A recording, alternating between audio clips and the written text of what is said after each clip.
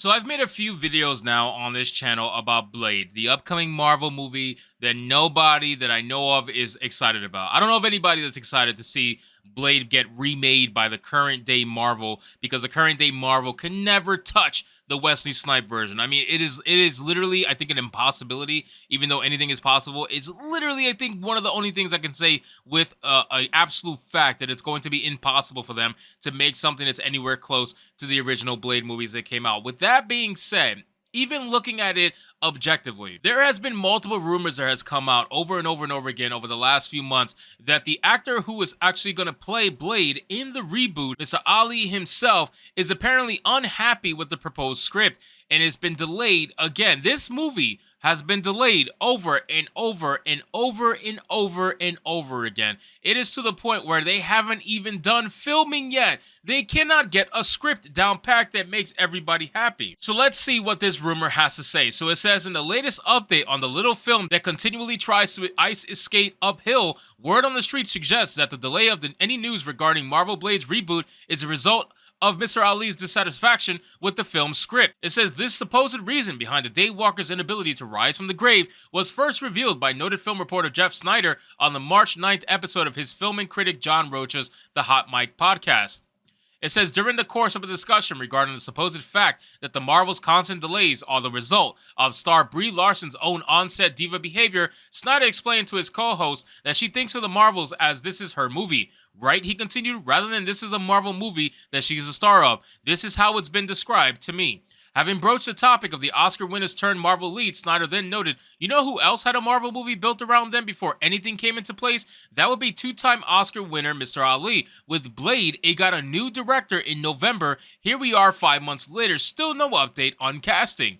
So they're just all over the place. They're literally in development hell. And I've said this every single time I make a video on Blade, at least the Marvel version of Blade with the new ones. I always say it's in development hell because this is what it's equivalent to. You know how video games enter development hell and they take forever to come out, some of them? This is that movie. Like, this is a movie that's in development hell. Nobody seems to be on the same page. I don't know why that is. I don't know if it's because Ali. I don't really think Ali's the problem here. Now, obviously, I could be wrong, but I'm just not getting that vibe from the overall story. It seems like as if the entire script is just unable to be solidified on. Nobody can get together and say, you know what, this is going to be the direction of the movie we're going with, and that's it. Nobody seems to be able to do that with this particular movie. It says, see where I'm going with this stuff, he asked rhetorically at Rocha. Brie Larson, an Oscar winner, Mr. Ali, a two-time Oscar winner. These people want things done a certain way, and they carry the weight to get their way, and yet sometimes this causes delays.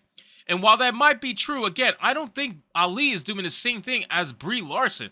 Brie Larson is a fucking narcissist. Now, I don't know if Ali's the same way. It doesn't seem that way. But when it comes to Brie Larson, everybody knows that she is a psychopath. So it wouldn't surprise me if she's trying to be a hardcore diva on her upcoming movie. Well, it's not even her upcoming movie. Now it's called The Marvels. Her name was taken off of it, so she's been sidelined for the diversity hires, which is why she's so upset. Those woke policies that they love to show for are always amazing until it happens to affect them, then all of a sudden it's a problem.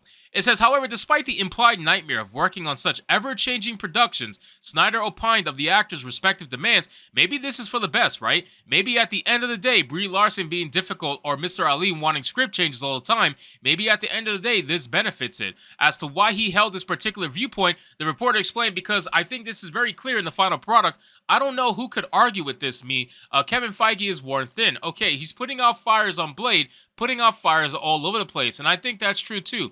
I think Kevin Feige is definitely working overtime, trying to make sure that not only do they cost cut, because cost cutting is a big thing going on right now at Disney and Marvel, not only do they have to do that, but on top of that, they also have to try to find a way to make all these projects come together, especially the very diverse ones. Now, Blade obviously was always black, so I don't count this as the woke diversity shit like we've been dealing with other movies, but ultimately, he is still considered diversity for Marvel. So they're going to want to make sure this movie comes out so they get to claim that. It says, met with the observation from Rocha that fans are turning on Phase 4 and right off the bat Phase 5, Snyder replied in agreement. We could put up with that stuff when the movies are bulletproof, but when it comes to this shit is bad. So yes, I hear there is some drama behind the scenes with both of these movies, Blade and the Marvels. Ultimately, Snyder summarized, Mr. Ali feels like Blade is his movie, as this is me and you're going to build it around me, rather than this is what we are doing, now we're going to find an actor to fit it. If that's really the case, now again, I'm pretty sure this is him just assuming, but if that's really the case,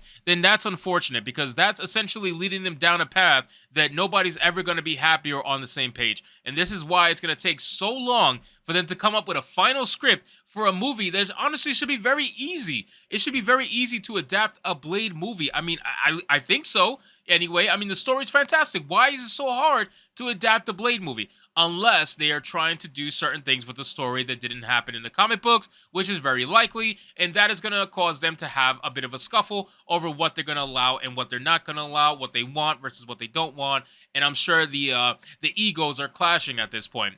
It said, this is not the first time Snyder has alerted the public to Blade's supposed production woes. Taken to Twitter on September 27, 2023, the Hollywood Insider informed the public, I'm told that the current Blade script is roughly 90 pages and features exactly 2 lackluster action sequences.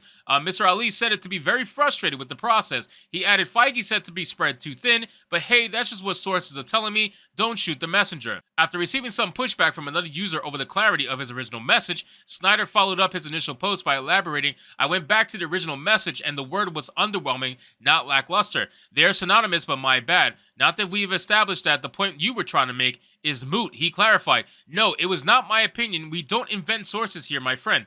Now, I don't blame someone for thinking that they invent sources, okay? Because I've seen certain people who I will not name, I've seen certain people make up some insane shit just so they could be the ones to say that they created the story, even though there's like a 95% chance it's going to end up being false. But a clock is right twice a day, if you guys get what I'm saying. So that's the whole business model behind that. Make up a bunch of shit and you're going to be right 1 or 2 times on average, and that's good enough to say, hey, you could blame the fake source instead of blaming yourself. That's essentially what they do. But I don't think he's necessarily lying here. It says, though Snyder was not privy to any details regarding the exact nature of Blade's script, if previous whispers are to be believed, Ali's rigorous criticisms can only be stand up to help the film's final cut. According to a supposed leak of the film's script, not only will Blade see the Daywalker underutilized in his own film, but he will end his supposed solo outing by passing the torch on to his daughter, Alex. Now that I remember making a video on, and that would be absolutely hilarious if they did that. If they did that, I think the world, like the internet, would explode, because the fact that you tried to cuck Blade in his own movie, I honestly, truly can't. I just can't. I can't even think of that being a thing, but I know that's something Marvel can do. Like, Marvel would do something like that. When you think about a Blade movie coming from Marvel, the modern day Marvel, yeah, I can see them doing that. So ultimately, if that was going to be the original script, I would not be surprised if they do some sort of variation of that particular script. So only time will tell, but this is yet another update going against Marvel's Blade, because that movie is just in complete development hell. So anyway, guys, thank you so much for watching this video. I hope you did enjoy it, and if you did, consider leaving me a subscribe. I would greatly appreciate it. Don't forget to like the video, comment, let me know what you thought, and I'll see you guys on the next one. Hypnotic out.